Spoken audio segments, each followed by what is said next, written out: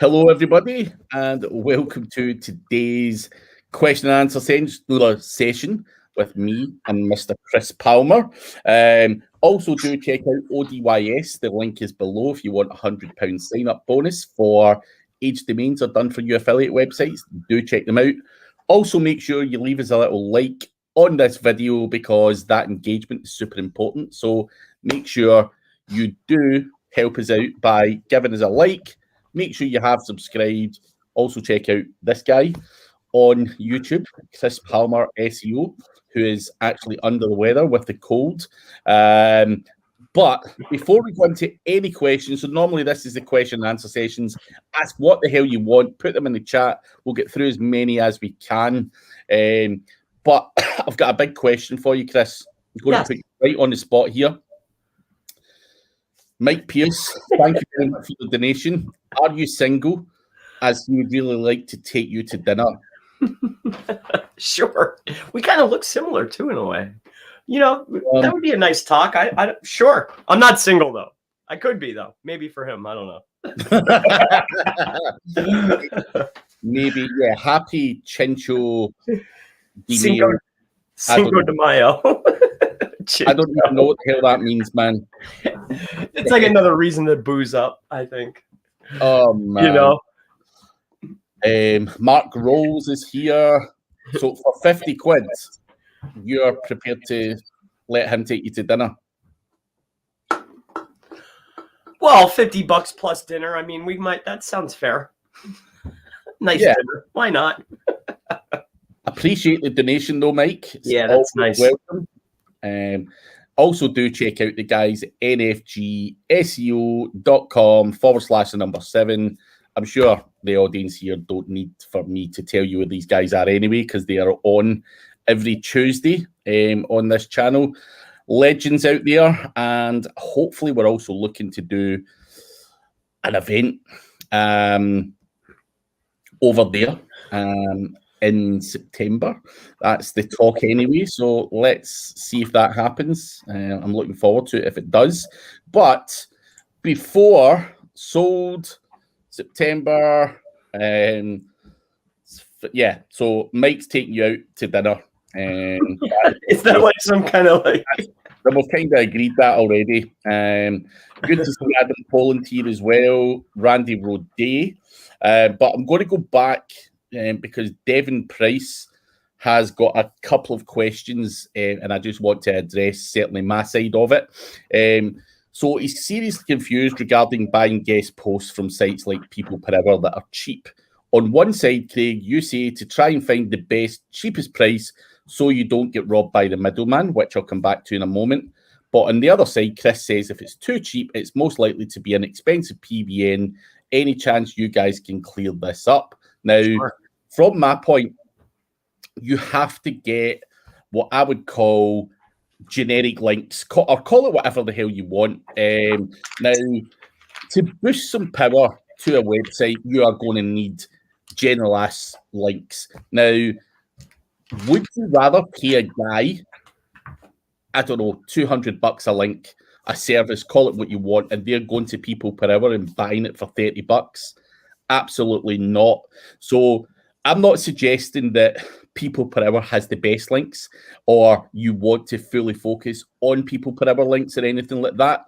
But in terms of just getting some power to a website, you know, your BuzzFeeds, your Market Watches, and all of the other generic links, just to build a bit of power and a bit of authority and a bit of trust, then I would go to People Per Hour before I'd pay some link vendor $200 to get me that link. So if I'm looking at my competitor, who may be Chris Palmer, for example, and I see he's got Market Watch, he's got this, he's got Forbes, he's on SEMrush and stuff like that, I'm going to check what's available for me to just buy like that very quickly on People Per Hour. I'm going to get them. And then I may have to go on SEMrush. I may have to do a webinar, a podcast, a blog post, whatever it takes to get that link. So it's only a small part of the strategy, but I always do check if I can get that cheaper, because why would I don't mind paying 200 quid if a guy's done outreach and not everyone's got that link or whatever. That's then worth it to me. But by the same token, people in this industry are selling stuff that they're buying for $30 and selling it for £200 and £300. So that's where I'm trying to get that point across.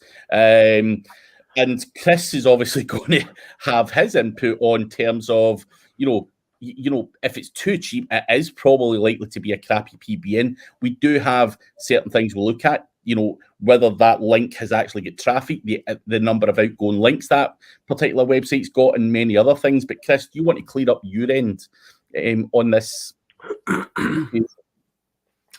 I think that's interesting what he says. If it's too cheap, it's an expensive PBN. To me, if somebody's selling you a link, they're selling you a link. They could call it a guest post. They could call it whatever they want.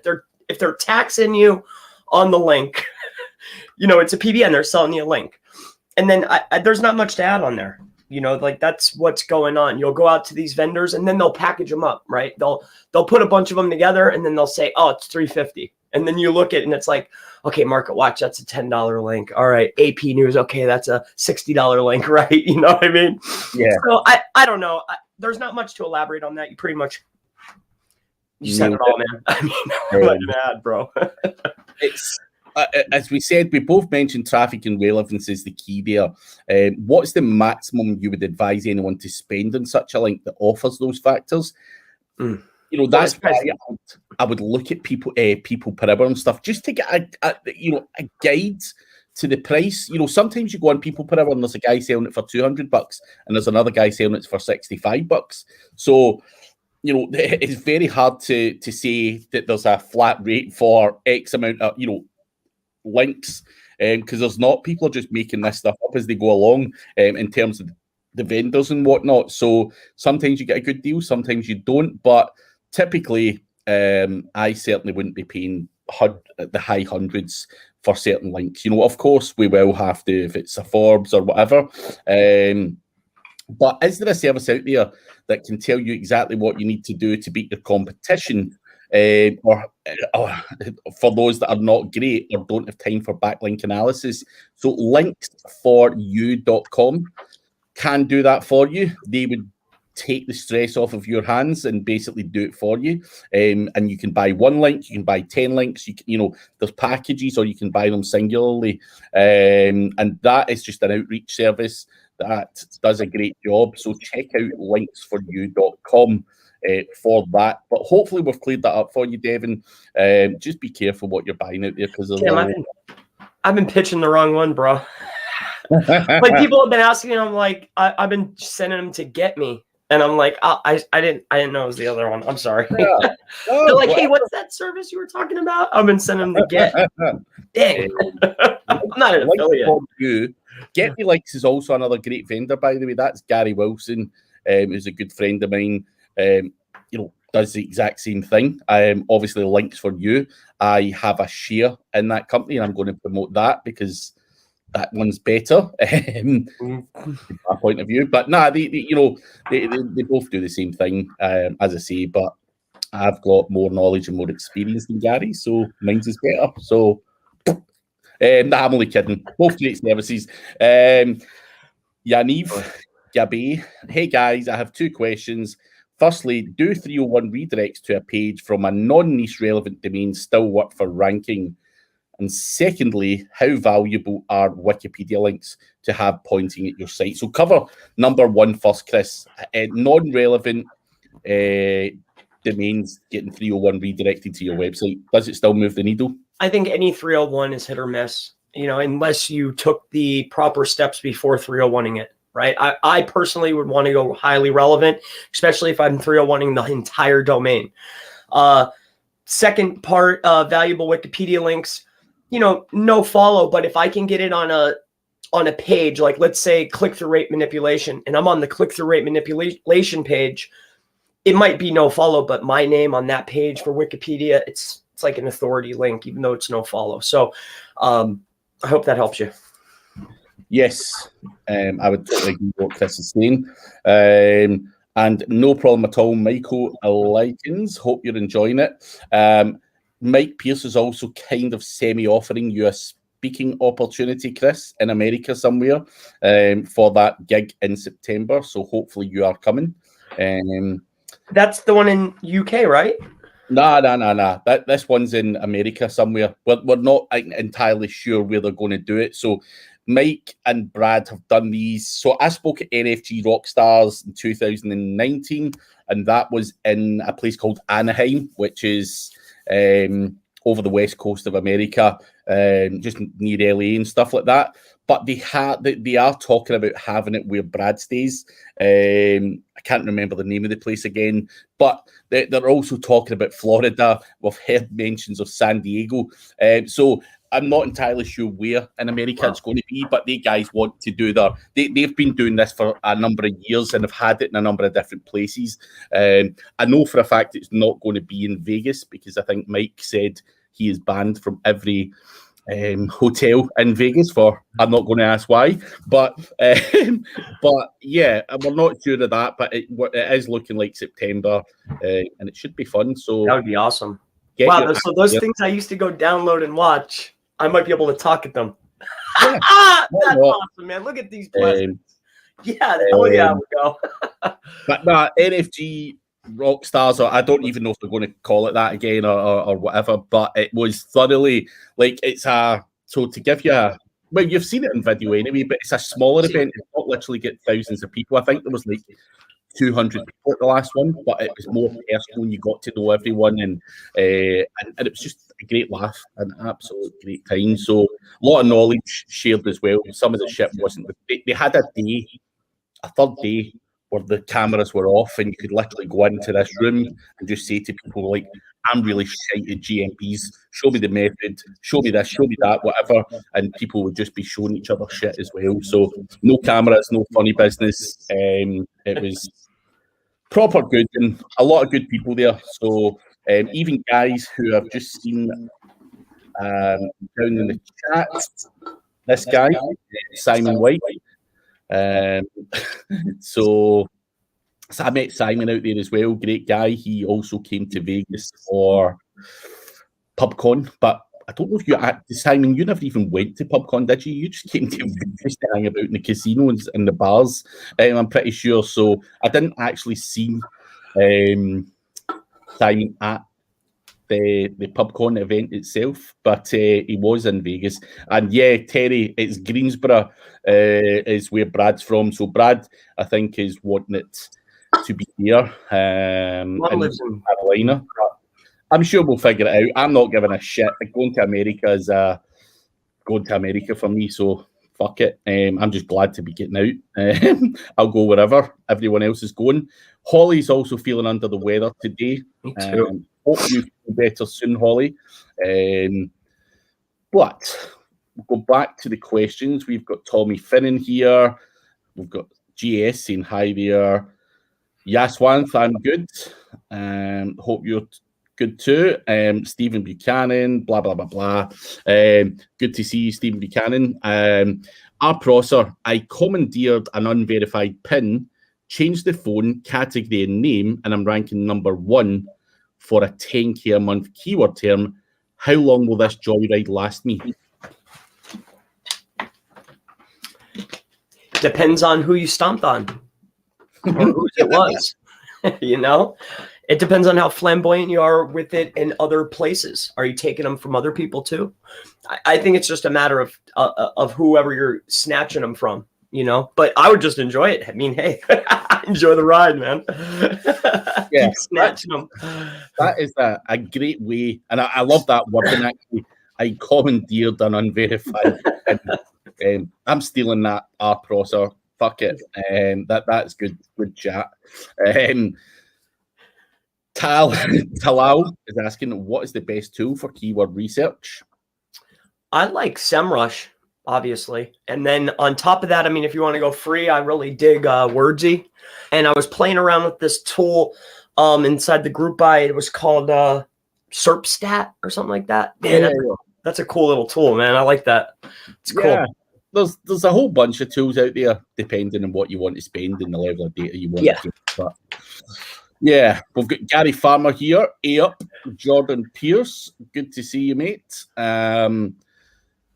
Nature Videos paid a guy to increase Moz rank. He has made lots of 301s from powerful websites like Google, blah, blah, blah, blah. You know what it is, Chris. Yeah. But my Google rank has went down slowly. Question how to remove these 301s. So you've been trying to manipulate the scores there using the usual garbage that people are selling on Fiverr. Whilst I done a test on this and blasted the shit out of it, and I actually went to DR50 on a website, and it didn't even move. Not one single fucking keyword changed. And this was an old lead gen website that I had that did rank, but I left it for years. It still had unique content on it, but it just wasn't maintained, and it kind of fell off a cliff. And I tried to do it on that because I knew that it should have moved the needle if that was going to be something that was going to move the needle, and it didn't, not even for one single keyword. So, I'm not sure if I would go out my way to remove them. I'm not sure. It depends on how many you've done. You can disavow them, but is there any point? I think with those type of links, Google know what they are, and that's why they don't move the needle. So, yeah, and that sounds like an algorithmic penalty. And if you were doing that, what else were you doing? It's probably not that's causing the issue. It's probably, that other stuff you were doing. It's probably that. But don't buy any more of that stuff because it doesn't move the needle. It looks cool though. Yeah. If you're trying to trick a customer and you're like, oh, hey, look at this. Got your dinner up to 50 in 30 days or something from. Oh my God. So yeah, it's fucking honestly. Whatever works, whatever keeps the bills getting paid, I'm sure that's all good. But yeah, don't expect it realistically to do anything for you. But Bebek is asking, which AI article generator is good? Anything you're playing with at the moment, Chris? No, I don't know. The gentleman that I work with just got access to GPT-3, so I'm waiting to see what he comes out with, but I'm not messing around with it. I don't, I'm playing around with conversion.ai just now. I think I mentioned that in one of my shows last week. It's obviously too early for me to see how amazing it is, but on the grand scheme of things, it's doing not a bad job, and I'm pretty sure I'll find a place for it in my marketing strategy. So that's one, but there's tons of them out there. Just play around and see which one does the job for you. And James Moore is going to go and share the Irish method. I'm not sure what method that is, but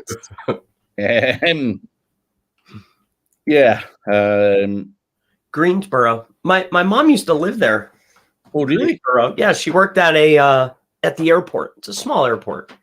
Yeah. And, kind of interesting. I saw Greensboro. I was like, hey, I know where that is. Listen, I'm up for seeing anywhere. I've only ever been to America that once. Checked out LA, Vegas, and New York, but I want to check out all other things thoroughly. Well, I thoroughly enjoy America, man. It's I saw you driving around in your town, and you're like, man, this is dilapidated. You should come down here and drive around North Philly and come see this place. Show you dilapidated. Everywhere's got these parts of town where I thought that place was beautiful. Where you were driving, I thought it was awesome. I was like, oh, cool. I like those. It's full of refugees, junkies, drunks. Really? Human trafficking. They've done like documentaries and the TV about it and all that stuff. So it's a proper like bad area. Like you would be scared to get out your car there, man. Like you would get robbed. You'd have your pants taken off you, literally. So, it's not fun, man. But we've everywhere's got those. I'm pretty sure the Bronx and stuff like that don't. I'm not even sure if the Bronx is still bad, but I know everyone in the UK used to joke like, you're staying in the Bronx and all that. I know that was a place in America that was apparently proper South Bronx. But yeah, this place is like the fucking Bronx, man. But our poster is saying that unverified pin that he, what was the word again? Commandeered. Yeah. He didn't take it from another business. So that's enjoy. Yeah, that's awesome. Even better. No bad karma to catch up. Am I wearing a Barcelona shirt? Yeah, so I'm wearing the Barcelona hoodie. Big Barcelona fan. So, yes, I love Barcelona. And hopefully that answers your question. Stephen Buchanan is saying keyword chief is worth checking out. Never even heard of it, but it's always worth checking these things out. Oh, I heard some guys talking pretty highly of your tool, the Keyword Cupid. I had a couple guys tell me that's pretty sick. I didn't look at it, but a client was telling me, man, I use this and I love it, so I guess that's a shout for you. You remember that guy, the guy who owns it, right? Leo, yeah. You should check it out, man. Just shoot him a message saying you want to play with it. I'm sure he'll sort you out. But yeah, Keyword Cupid is, in terms of, clustering and everything else, I think it's a great tool, and Leo's a very, very smart guy. So, hopefully he gets the recognition he deserves because he's worked hard on that one. And somebody that came around, they're like, hey, I use this. I was like, whoa, really? I know who made that. Facebook user, your name's not coming up. You do need to allow StreamYard to see your name and all that stuff. But are TBNs good and safe as tier 1 for money websites? So if it's a true PBN, it's really it's just websites that are providing links, right? Now, if it's a public, like if you just go to, I don't know, anywhere and buy a link, then it's more of a public and you need to be a little bit more cautious. I generally like to tier these out or buffer them out or create a link magnet page. But just be safe, be mindful of where you're buying it from, take a look at their profiles if they're showing you the links. And that's usually a dead giveaway. If they're willing to give you the whole link list after they, as proof, then you automatically know, oh man, I don't want anything to do with this network. Yeah. Be careful, man. And as Terry Pibber says, DA is for ego, not for Google ranking. Well said. Exactly what Terry said. It's just BS. And as Simon White says, Ahrefs is filtering Google redirects from their DR calculation now. Yep, I've seen that. Tim Sulo came out. He wasn't happy with people manipulating that stuff, and fair play to him for doing that. But it can 2 still days work. Later, someone came out with a new method. Yeah.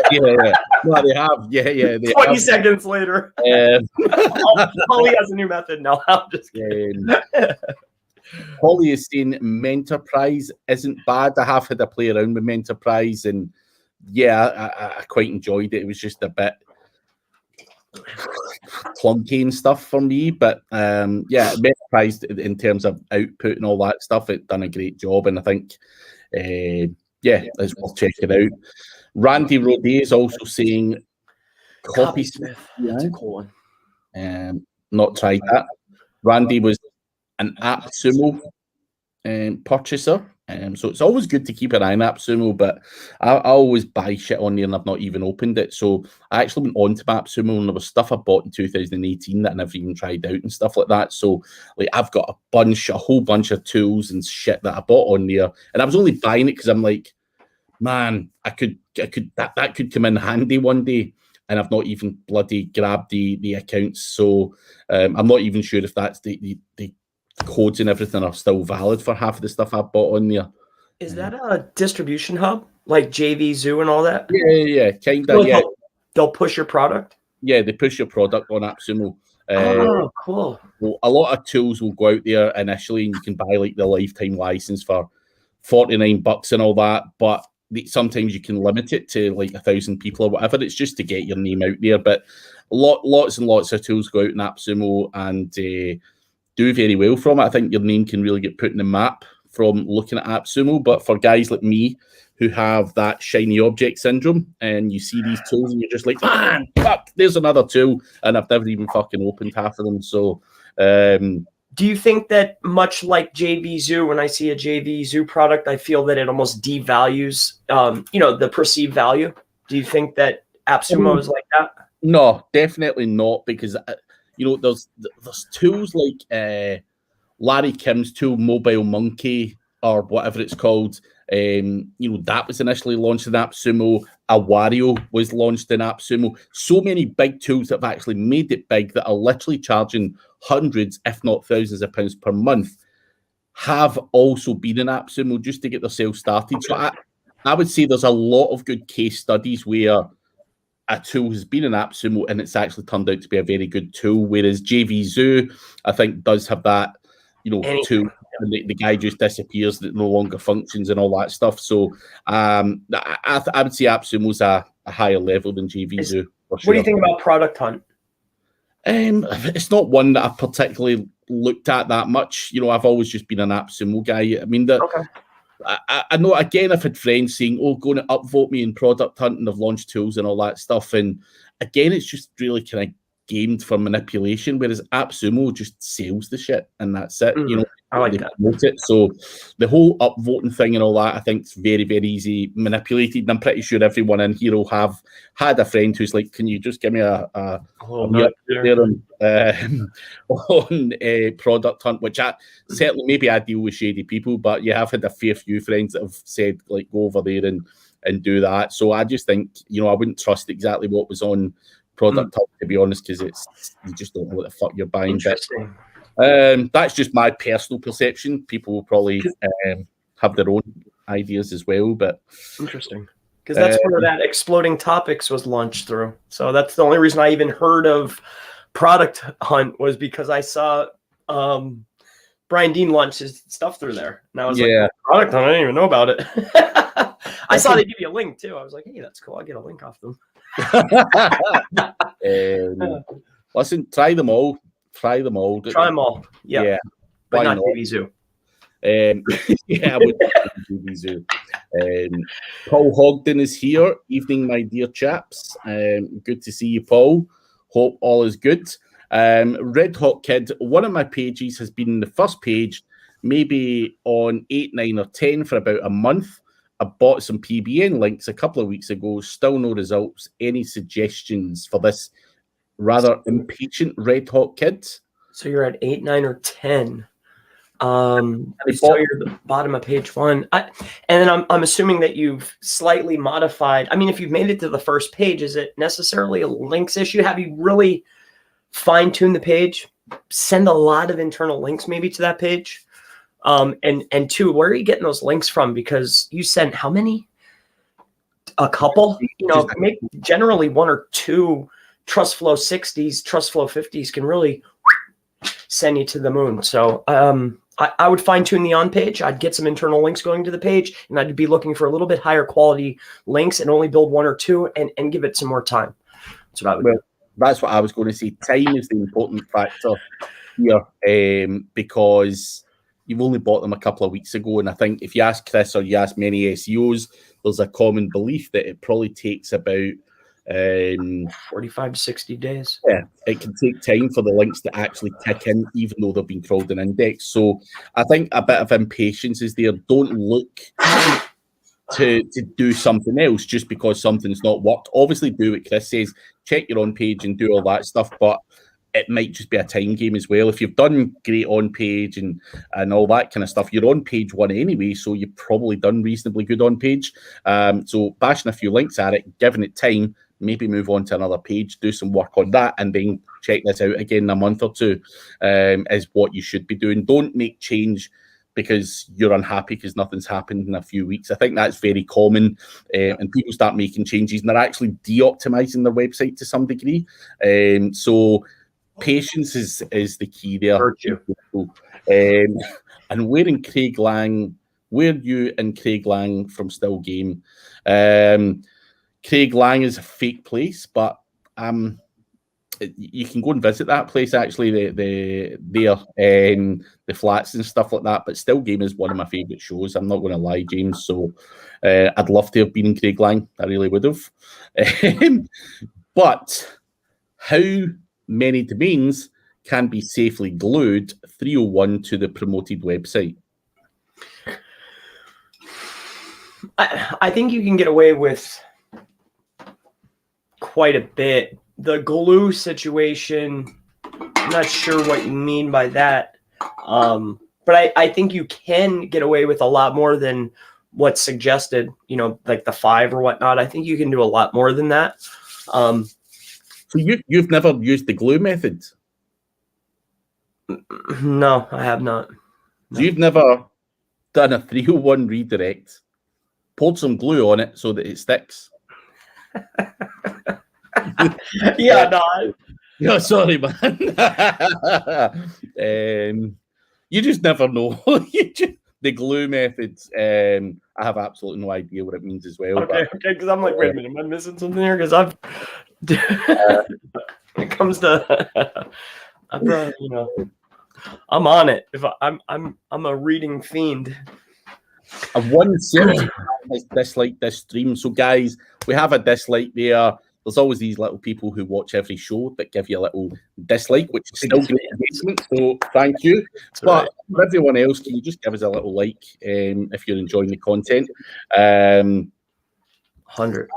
Our prosser is asking, Chris, what's the schedule for your group coaching calls? Did you change it up? No. The only thing I changed was no, it's the same thing. So every Thursday from 12 to 3, and then if you can't make that time, then 3 to 6 p.m. And then I'm going to open another one up so I can run the entire day and hopefully help is just more people. Nothing has changed. The only thing changes is cost went down. I know, crazy. But no, I just wanted to be able to get more people in there to help more. So Thursday. How many people are in there now, Chris? I don't know. I guess total somewhere in the neighborhood of 40. Good. No, it's good to see it working well. Obviously, a few weeks back, I went in there with a blue wig on and all that stuff. My friend is obviously in Chris's group coaching. I don't know why he just doesn't come to me for coaching, but anyway, no, I'm only kidding. But nah, my friend was there, so we were in. He's like, yeah, check it out. And I wanted to see what it was all about, but Chris spotted me very, very quickly with the, the blue wig on. But yeah, it was. I'm not sure you caught me that quick, though. I'm pretty sure people were looking at me and I'm like swinging my hair about like with the blue hair, and everyone was just straight faced. And I'm like, surely these motherfuckers can't be assuming that this is normal behavior. Like, surely someone. So I'm sitting there like swinging the hair about for like 10-15 minutes before Chris went, hi, Craig. And I'm like, what the fuck? But yeah, that's fun. But where, if anyone else is listening and going, what the hell's Chris's group coaching? Where do we find that, Chris? Yeah, so if you just go to seo.chrispalmer.com, probably the easiest. Any link in my, in any video, you can get to it. Any video in the first comment, you can get right over to it very easily. Every video it's in, along with my SEMrush and Page Optimizer Pro links. Please use those. Also, just out of curiosity, and again, I'm asking this more for the audience than for myself, but obviously I do a lot of consulting as well, which is typically one-on-one. But what's the benefits of group coaching just for the audience? Like, where do you feel that the value there? What's the difference between one-on-one and group? Obviously, other than you can save a bit of money. Yeah, I mean, other than the value, I feel is probably the number one piece. But the next piece is everybody's in their own process, right? So everybody's off doing their own piece. So this person I'm talking to and working with, whatever the issue may be for the day, auditing or whatever we're doing, that could spark interest for this person's campaign. And they're talking to one another. They're bouncing stuff off me. They're adding stuff to the conversation.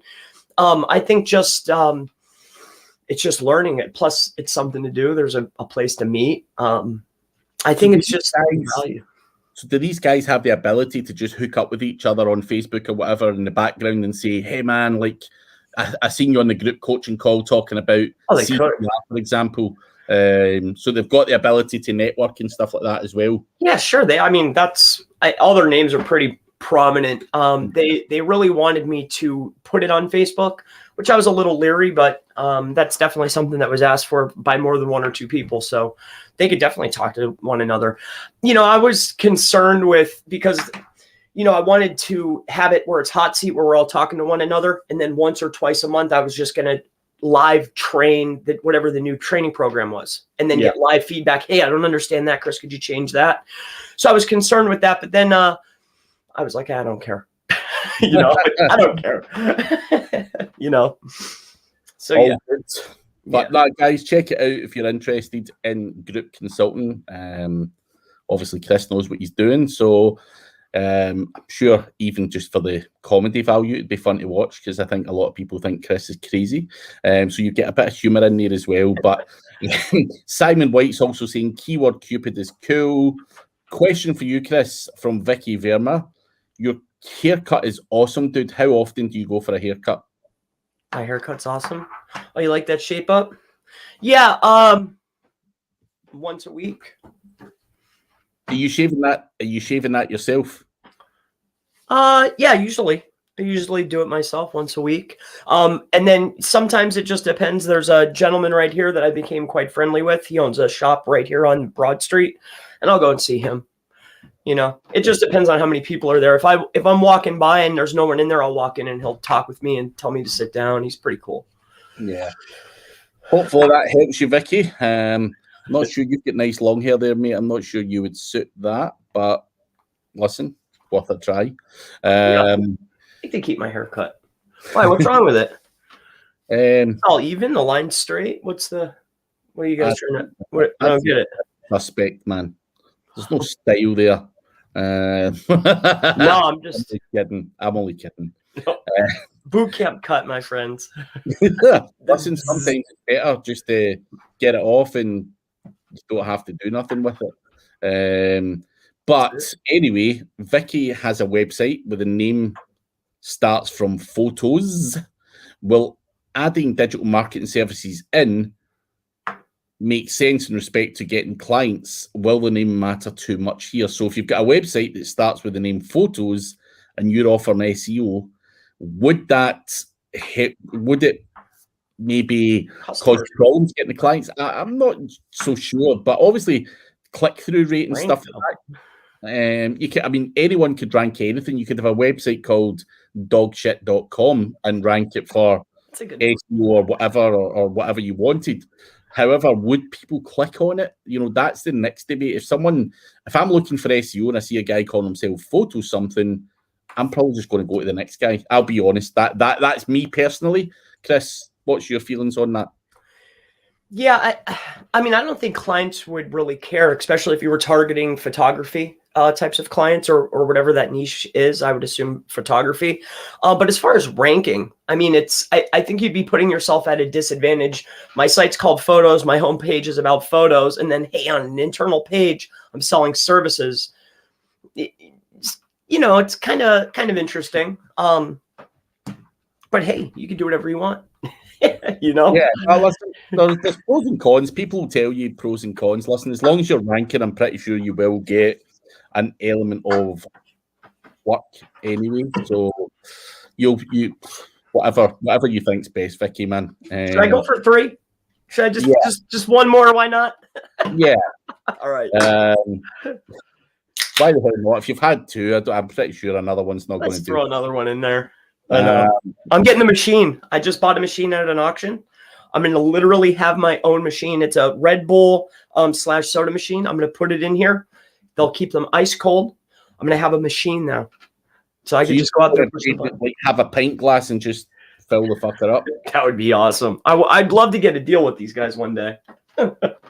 Man, surely there's got to be a limit to how many of them you can drink per day. Usually it's 2 to 3. I try to keep it under 3. I could drink them all day, but it's usually just water and Rockstar. That's my twist in a lot of this. That's it. That's it. Roy Cohen is asking, what do you guys think is the worst part about SEO? Nothing. It's competitive. It's great. I think the worst part is waiting. Just getting lost in your own thought, I think, is probably the worst part. And time. Things go slower than your mind works. I think that's probably the most insane part of it. But other than that, I think it's awesome. It's the best thing ever, man. It's a good game to play. I think if I was going to give an answer to this, it would be dealing with clients who don't have budget, they don't have a business brain, they've crazy expectation, stuff like that. But SEO in general, I thoroughly enjoy it as a game, learning, developing, and learning from other people and all that kind of stuff. So, I've learned a lot of things from a lot of different people over the years, and I think that's always a great thing. You constantly keep your mind sharp and learning new things. So I thoroughly enjoy SEO, but I've never, ever enjoyed, licking ass with clients and begging for money and all of that stuff. So that's a massive big part of the job that I hated. So what are you laughing at, Chris? Dude, you blow my mind, man. You're funnier than hell, dude. Just these random, you just throw them out so randomly. Like, licking ass from clients. I don't enjoy that. No one does. You're funny, dude. That is the worst part, though. Clients, and then my favorite is they'll talk hey, my best friend's cousin does SEO, and he said, or she said, that whatever it is. And I'm like, you're fired. Get out of here. He has no idea what he's talking about. Exactly. But Jordan Pierce is saying, don't go on Appsumo. It's the SEO's shopping addiction network. I'm not allowed to visit anymore. LOL. I think most people either have to ban themselves or get their wives to fucking take their cards off them or something, man. It is everyone I know. There's a guy out there who is probably quite well known in the SEO industry, Israel Gaudet. Israel always messages me like, hey man, have you seen this in Appsumo? Like every other day, and I'm just like, Israel, fucking stop sending me this stuff every other fucking day. He's like, yeah, I bought this cool thing, and I'm like, have you ever used it? And he's like, nah, man, but it might come in handy sometime. I'm like, fucking, why are you trying to sell it to me as well? Like, I don't need any more. I don't need any more encouragement to waste money on shit. So I had to say to him, like, don't fucking send me any more Appsumo, Israel. He does that to me all the time, and I think he cut himself off a few weeks ago. He's like, fucking no more. Appsumo. Appsumo have probably made a fortune, and people have probably only used like 10% of the bloody stuff that they've actually paid for. It's a great business model. But there you go. But Chris Glidden, great to see you, folks. Great to see you, Chris. Do you prefer Surfer or POP for optimizing your on page these days? Do you think these tools are even necessary? I don't think they're necessary. But if I had to choose which one, it's going to be Page Optimizer because it's giving me more variables and it's a lot easier to show clients like, why do I need that schema? Well, as you can see, your top competitors. Why do I need this GDRP? Well, as you can see, it just lays it all out. Why do I need to add more pages? Well, as you can see, your top competitor, it's very easy for explanation. It works very well. I think the calculations are good.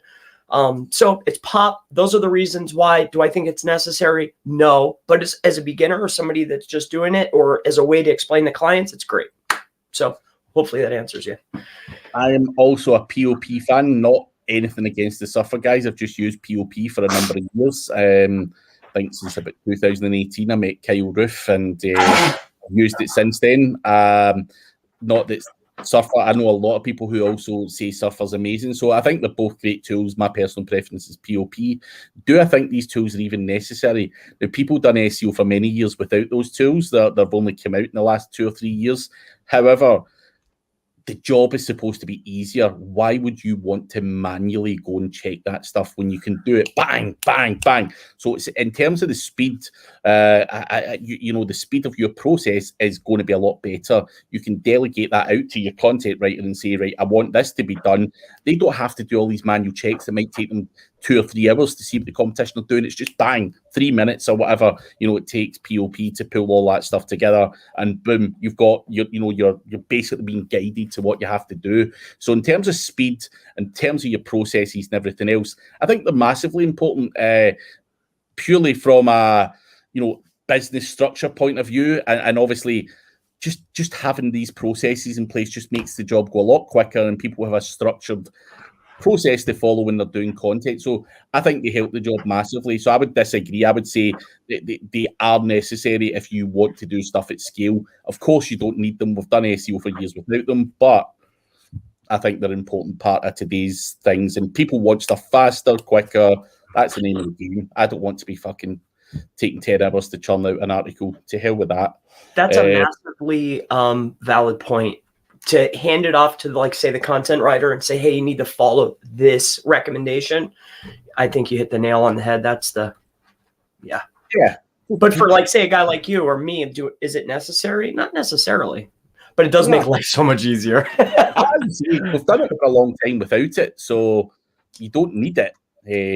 But listen, awesome. As far as I'm concerned, anything that makes my life a bit easier, I'm game for it. And people are always automating things and just using clever ways to do things, and I'm all for that. I love stuff that does my job for me. What do you feel is the competitive advantage? What do you like about Pop more, or were they just first to market? I mean, I think if you were going to ask me for an honest assessment now, I use Pop because I've used it before I even knew Suffer existed. If you ask me whose interface is cleaner and more showable to a client, then the answer would be Suffer. In terms of data, they're both using the kind of same data and the same information. They both work very, very similarly. And I only care about data. I'm not that fussed in how it looks. But, I mean, it's very, very hard.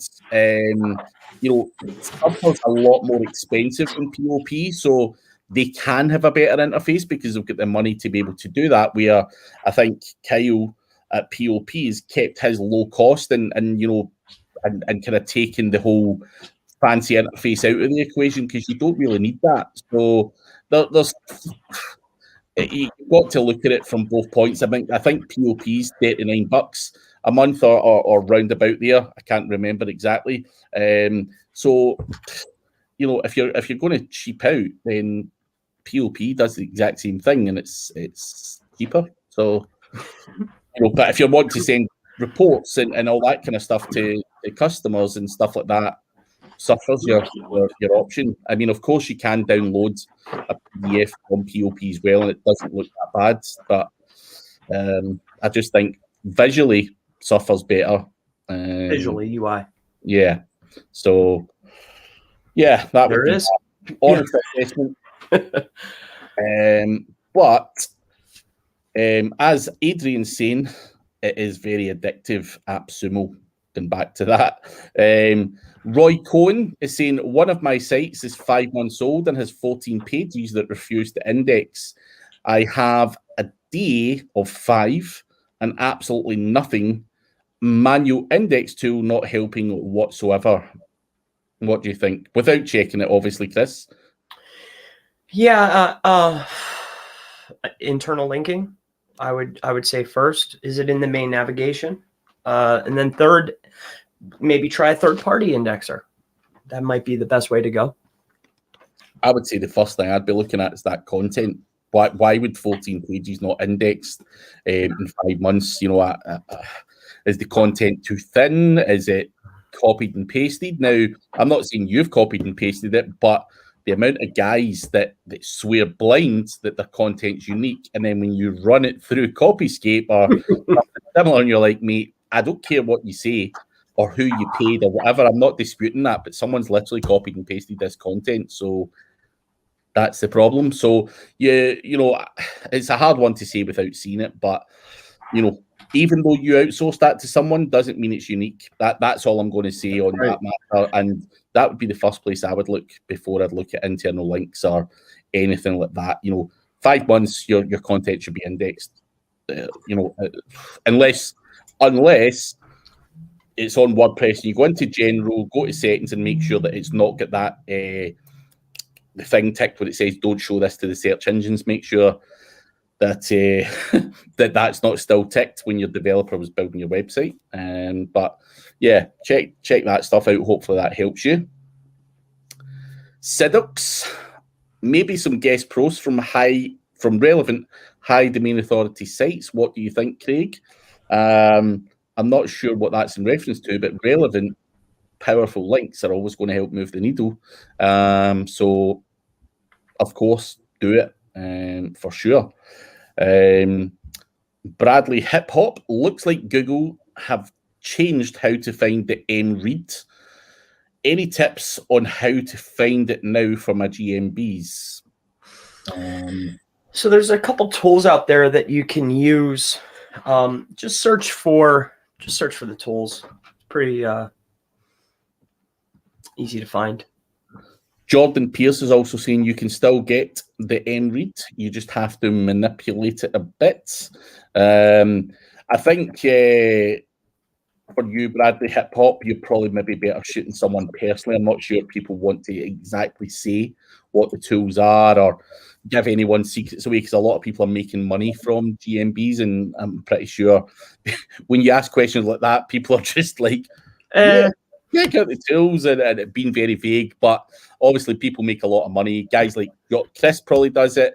I know Jordan Pierce was very big in the GMB world, and of course, he wants to try and protect exactly what you do, and rightly so. So, but you can maybe try and smooth them over Facebook or whatever, but they probably just don't want to say it publicly on here for all sorts of people to hear. So hopefully that helps you in some way, Bradley Hip Hop. I'm not sure how helpful it is, but it's still there, still available, and you just need to figure out how. A good group becomes a community, and members support one another. That adds to the value. So yeah, I think that's Terry talking about your group there that you're building. Nice little community. So Stud Muffin saying, hi, Craig and Chris, you guys have been in the industry for so long. Who's the OGs in this industry that people should know about or worth to follow? I mean, I don't know. Like, who did I look at? Whose stuff did I look at, right? Like, I was watching Craig's stuff. I was watching Ryan Stewart's stuff. Diggity, right? Kyle's stuff. I don't know. I like to dive into everybody's stuff, if I can, that's hard to say, What I would also add to this is always just look for those that are big public speakers or right, more visual. So there's a couple of guys here, like Terry Power, for example, is very, very knowledgeable. Now, I'm not sure if Terry does public speaking. I know he was at NFG Rockstars where I met him in person and stuff like that. I also met Simon White, who does a lot of great work. Again, I don't think he does public speaking. There's so many smart guys out there that just don't go to they go to events, but they're not public personas where you would say, oh, go and follow him, and they do loads of videos and stuff. I think you've got to network. Every time I've been to an event, the guys that I've met at the bar and stuff, just the conversations you're having with people, you're just like, fuck. Also, prior to me going to NFG, which we mentioned earlier on, Mike Pearson, and I met Jordan Pearson, all that stuff there. I would hand on heart, not that I'm trying to suggest that anyone goes this year. Go, I think it's definitely worth it. But I would hand on heart, and I'm pretty sure Jordan will probably agree with me here. There was probably as much, if not more, knowledge from the guys that were attending the event than there was from the speakers. There was some high caliber people making an absolute fortune who will never speak publicly. So, I've followed guys like Matthew Woodward, Diggity, but what I find very, very important and for me to continue learning is to go to these events, not to go, oh, I'm speaking at NFG or whatever. Obviously, I was asked to speak at NFG, and I've done it and all that stuff, and hopefully pass value to people. But going there and just learning little things from different people, like your Jordan Pierces, your Mike Pierce, and Brad's, and Holly Starks was there. There's just so many people that I can't even remember them all. But Terry Power and all that was there. So that it was massively important for me. One, to build those connections, but two, certain things these people have said, just all of these small little things, then made me change my outlook on things and maybe change some of my processes, change the way I make money. And trying to do that on a massive scale is really important. So don't always look for that knowledge to drop on a big YouTube or from conference speakers. Look outside the box. But as I say, Matthew Woodward was the big one for me. But I've taken stuff from many, many people over the years. Your Diggity, your Holly Starks.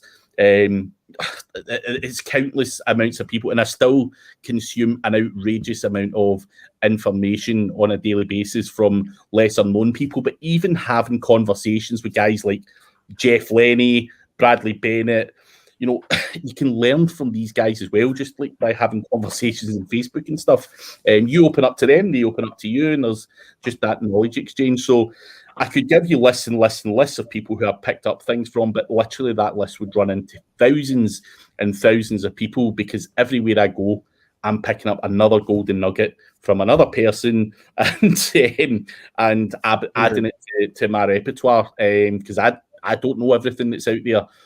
So I'll be stealing things from Chris Palmer or whatever it might be. And I think that's the way we all work. So hopefully that helps you. Anyway, my mouth's dry after that rant. That went on to a bit of a rant. Build a local barber website and get free haircuts for life, from Adam Poland. Dan Jones, what is your process for checking you can illegally name a niche site or something, for example, trademarks? So when you're launching a niche website, Chris, do you check out the trademark register and all that stuff? No, I don't generally, unless it's, most of the stuff that no, I do not. You can obviously check that on the public registers, but the trademark. So, for example, if I want my name trademark, like Craig Campbell SEO or whatever, I can get that trademarked in the UK and Europe and stuff. But there's different trademark laws all over the world and stuff like that. So it's a bit of a minefield, and it doesn't mean some Japanese guys not that particular term trademarked, and you're going to end up in a whole load of trouble. But people cannot trademark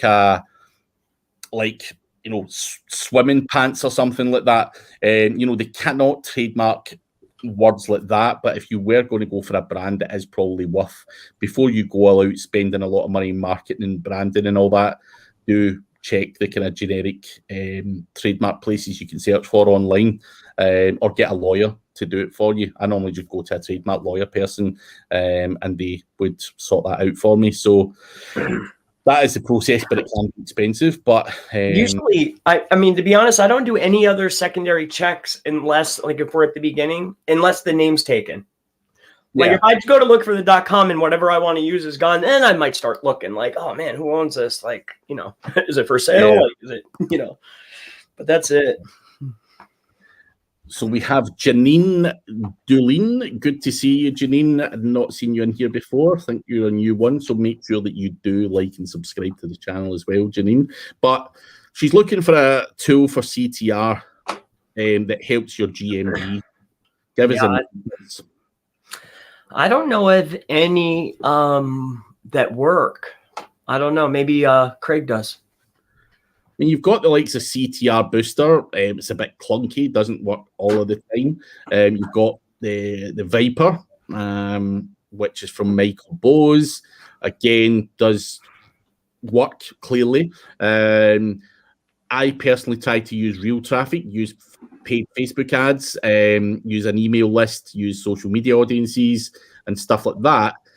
But in terms of an amazing tool that actually works, we've seen the case studies from the likes of Holly running about with 100 phones and all that stuff. You need better than your crowdsearch.me's and stuff like that. Google are onto that way of working. You need to dig deeper. And guys like Chris have been playing around with Androids and emulators and all of this kind of stuff. You just need to dig deeper now. It's just not going to be as easy as pinging a bot at it and hoping that it's going to work. So I think using the real traffic, whether it's paid or you've got big lists and all that stuff, I think that's what you need to be looking at, Janine. Yeah, creative ways to send the paid traffic is probably the way that I would go. Yeah. That's good luck. Thank you, Daryl Ledyard. Also, if you're ever into mass page spam, not mass page spam, that's not the right word, but mass page, check out mass.page. That's that guy's software there. He's been in my podcast and stuff, so check it out. Live RIL fan. Chris, can you give him an overview of the Android emulator method, just a general idea of how that works for YouTube? Well, he wants to use it for YouTube. The scale in which you would have to run for YouTube, I never played with it for YouTube, so I couldn't even give you an overview. It's not something that I dived into. That's too much, too much. I'm looking for small amounts of traffic in order to make a move, like in a local niche, quite notably. So, no, YouTube is a whole new different game, in my opinion. And also, we forgot to mention when someone said who are the big OGs, Neil Patel or Brian Dean. Oh, we didn't forget. We didn't forget. Yeah, we didn't forget not to mention them. What I would say for anyone, because a lot of people give these guys a lot of grief and saying they're dated. These guys are very, very good marketers and have stood the test of time. Oh, yeah. Of course, Neil Patel's not going to be writing his own blog post. Of course, he's not going to be doing this, that, or the next thing. Do you really expect him to? I think you've got to have a bit of respect for these guys as well. Again, I've read both Neil and Brian's stuff. I've met Brian in person, and lovely guy, just a normal guy, very, very knowledgeable. So, again, I think a lot of these guys get a lot of stick, but they were up there. Right. And they're still standing the test of time. So there you go. A couple of last quick fire questions. Do you think Cora Lite is worth the money? Have you played with it, Chris? I haven't. Nope. I don't know. I'm sorry.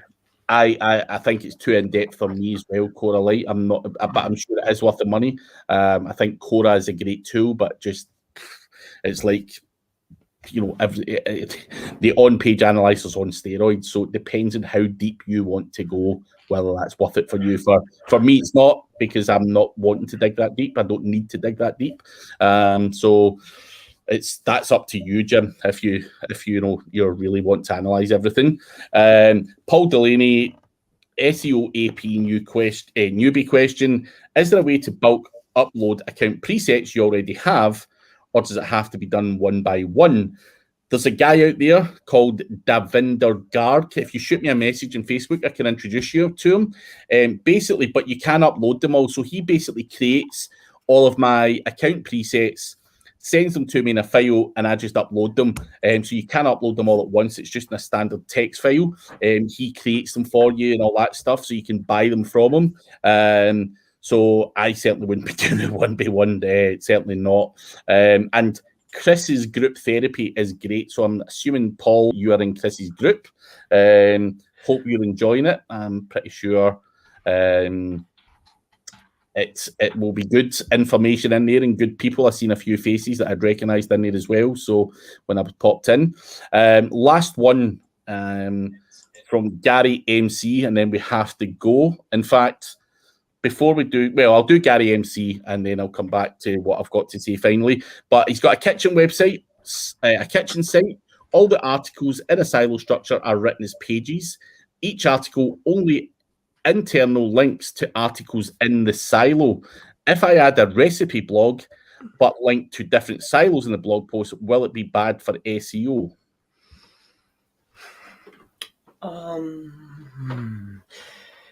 Technically, you would want to keep the silo is to power the top, right? And then each other. These are supporting articles on the main commercial intent, probably long form article that you have. So to link over, I don't necessarily think it would be bad, but I think it defeats the purpose. It sounds more like you're clustering now. So I don't think it would be bad, no. But now I think you're moving into clustering. So be mindful of the keyword you're choosing. Yeah. And also, one last little shout out for Mr. Chase Rayner, who is always in here. Good to see you, Chase. He is also another guy that puts out a lot of stuff. And in fact, actually, Chase, I was going through Chase's TikTok of all things, and he's got a lot of information on automation on there, just like tools to automate certain things. Definitely worth a look at if you're wanting to do automation. But Chase is also a good marketer. Again, one of those guys that probably gets a bit of unfair stick. I think he's a really good marketer, and I think he's very clever in terms of the clickbaity stuff he uses, and people go, I fucking said this. You know, the guy's only trying to get a reaction, get, you know, clicks and engagement and all that stuff. So I forgive you, Chase. I think you're very good at it too. And yeah, he's a great guy also. So I think he's another guy that you can learn things from, and he's tried crazy shit and all that stuff. And again, that's the kind of guys I like to follow, guys that are just doing shit and you know, trying crazy shit. And Chase certainly falls into the crazy shit trier kind of stuff. So yeah, another great guy if you want to follow anyone. Some stuff, of course, you'll already know, but I think just having reading in between the lines and all that stuff's really where you need to be looking at for anyone that you watch. But on that note, we are out of time, guys. Thank you very much for attending. Please do like the video. Please make sure, if you haven't already, subscribe to the channel. Do check out Mr. Chris Palmer SEO on YouTube as well. And also check out Chris Palmer's group. If you're interested in group coaching, why not? Something worth trying, even if people... You're not tying them into a long-term thing, are you, Chris? Is it, no. Can they leave after a month or whatever? Absolutely, sure. So for me, what I would be saying to anyone is, if there's no tie-in for like 12 months or anything, why not try it for a month and see how you get on? You might be surprised at what you learn in there. So check it out. But yeah, on that note, guys, we will catch you again next week. It's been great. Cheers. Thank you all. Have a great day. Thanks, Craig.